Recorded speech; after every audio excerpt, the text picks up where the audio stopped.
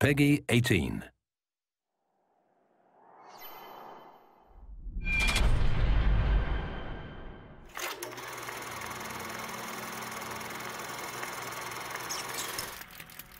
What I personally would have liked to have seen in a Bioshock game is sort of a broader range of enemies. And I think in Bioshock Infinite, we really want to have a sort of a class of enemies that had a sort of a more imaginative range of powers. And we came up with this concept called the heavy hitters, who are enemies that are sort of used to not just be more powerful, but also to augment the abilities of the more traditional Bioshock enemies. You're going to come across them in certain areas of the game, and they're going to provide a really unique challenge.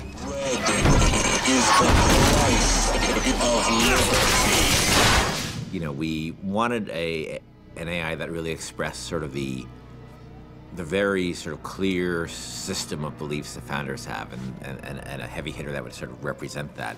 And the Motorized Patriot is sort of the embodiment of that. And they came up with this idea of this creepily motorized, like Hall of Presidents animatronic George Washington. It was specifically the face, specifically this weird, like, porcelain child dolls, you know, poor rendering of George Washington.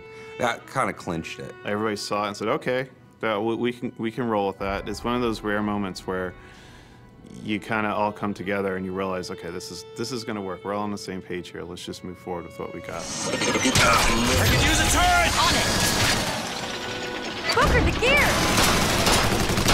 So the Motorized Patriot, a couple of things make him really special besides the aesthetic of him. One is that he's, unlike most of the enemies, he's completely fearless.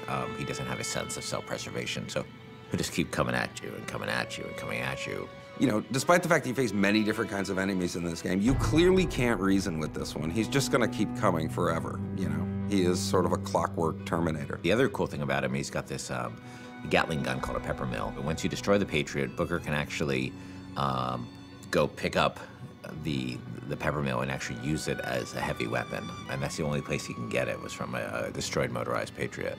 I mean, I also like that, you know, as he starts to take serious damage, his head he actually loses the Washington mask, and it reveals his sort of metal skeleton underneath.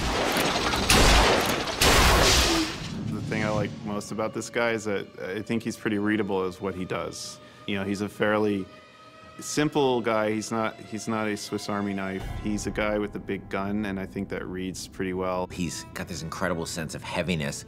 He's relentless, and just hearing sort of the things he's saying is both funny and kind of terrifying. But he's, you know, a deadly, deadly enemy.